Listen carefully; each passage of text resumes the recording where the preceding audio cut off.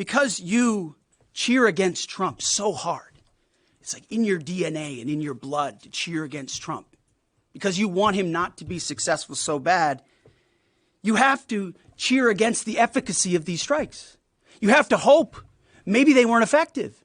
Maybe the way the Trump administration has represented them isn't true. So let's take half-truths, spun information, leaked information, and then spin it in every way we can to try to cause doubt and manipulate the public mind over whether or not our brave pilots were successful. Secretary of Defense Pete Hegseth seething over media coverage of the U.S. attacks on Iran.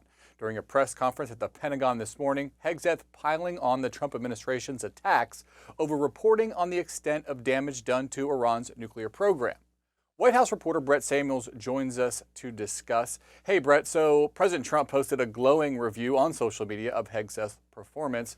Was that the point? Yeah, really hard not to look at that Truth Social post and assume that Pete Hegseth was essentially performing for an audience of one with his boss, President Trump.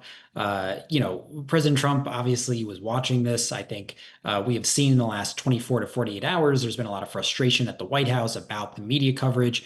President Trump in particular has gone after CNN, the New York Times. He's called for reporters to be fired over their reporting, which we should note has been corroborated by multiple outlets, that this initial internal assessment said that these strikes on Iran maybe only set back their nuclear program by less than 6 months, and not years and years as some Trump administration officials had suggested. But obviously, going back to Pete Hegseth, the tone he took, the very combative tone he took, going after the press, going after specific reporters, sort of straight out of the Trump playbook. And I think definitely fair to say that that he was holding this press conference with his boss in mind. And going after his former colleagues at Fox News.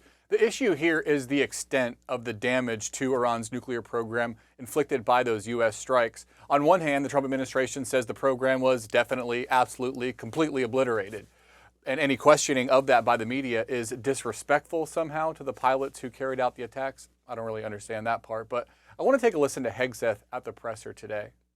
If you want to know what's going on at Fordow, you better go there and get a big shovel, because no one's under there right now. No one's under there able to assess, and everyone's using reflections of what they see. And that's why the Israelis, the Iranians, the IAEA, the UN, to a man and to a woman who recognize the capability of this weapon system, are acknowledging how destructive it's been. So which is it? The program was 100% destroyed, or you need this giant shovel and nobody can really know? Yeah, it's sort of, I think, of a piece with what we've seen from the Trump administration, where they're sort of trying to have it both ways, sort of sending these mixed messages with their wording. Everybody's saying that these sites were obliterated, they were totally destroyed, that these strikes were extremely effective and precise. You also have folks using different language, like severe damage, which is obviously not the same as being totally obliterated. You have Pete Hegseth saying nobody really knows because you need a shovel to go get down there, and they're going on what they can see on the surface. So I think there's general consensus that these strikes obviously did damage these Iranian nuclear facilities. But I think this is part of what has gotten the Trump administration into trouble, is that they have used this very over-the-top, very exaggerated wording, which of course reflects, I think, President Trump's preference to say everything is the best, everything is the biggest, everything is the greatest.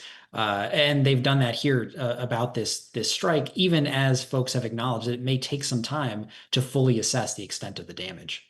For what it's worth, Iran's supreme leader says the U.S. failed to achieve anything significant in the attacks. Iranian politicians are saying the nuclear program will continue. The Iranian parliament voted to suspend cooperation with the IAEA, so visibility from the outside could be limited. It seems like the ambiguity surrounding the current state of the Iranian nuclear program could continue. Yeah, and it's interesting because if you listen to President Trump in the aftermath of these strikes, he was very confident, saying that essentially these strikes ended Iran's pursuit of a nuclear program. They can't pursue a nuclear program anymore because their facilities were destroyed, and sort of that's the end of that, to hear President Trump say it. And yet, as you mentioned, Drew, obviously Iranian officials sort of taking a different tone, different approach.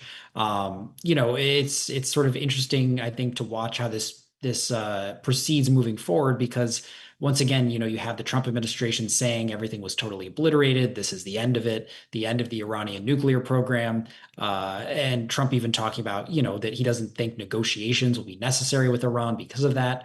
But Iran, obviously, I think it will bear watching what they do if they continue to pursue nuclear ambitions, and what that means for how the Trump administration treats Iran moving forward. Also, a question of these 800 some pounds of highly enriched uranium and whether or not that was actually moved out of the facilities before they are attacked. I think it would be pretty important to pin that part down.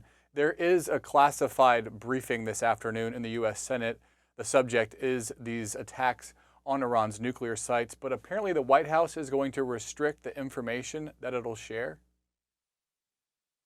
Yeah, so a White House official confirmed to The Hill that they are planning to, moving forward, will limit the amount of classified information that they share with Congress through this system, where classified information is typically posted for lawmakers to access. So obviously a response to frustration over this intelligence report, this preliminary internal assessment from the Defense Intelligence Agency that all these reports are based on. Lawmakers expressing some frustration here, arguing essentially that just because the administration is frustrated about leaks doesn't mean that they should then be so reactive to say lawmakers can't have access to critical information. So we'll see what comes out of this briefing. We'll see if lawmakers are satisfied by what they hear. But the White House obviously taking these steps in response to some of the frustration they have over the reporting around these strikes on Iran. Because that leak came from an agency within the Department of Defense, which of course is run by the Trump administration. It wasn't because that information was shared with Congress and then it leaked through that avenue, correct? Right. And in fact, there was supposed to be a briefing earlier in the week for lawmakers about these Iran strikes, and then it was postponed to today for the Senate, tomorrow for the House. And the Defense Intelligence Agency, as you mentioned, it's within the Pentagon.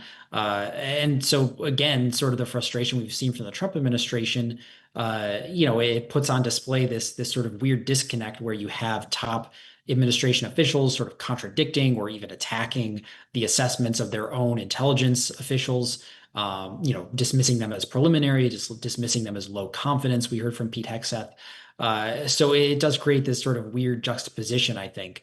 And again, sort of feeds some of the concerns of these lawmakers who feel like this is sort of an overreaction to frustrations from the Trump administration to curb the sharing of classified information. And it's interesting, apparently Director of National Intelligence Tulsi Gabbard not invited to that classified briefing at the U.S. Senate today. She's been at odds at times and not on the same message about some of the intelligence regarding Iran with others in the Trump administration. So that'll be something we continue to follow. But for now, we will leave it at that. Brett Samuels, thanks so much. Thanks, Drew.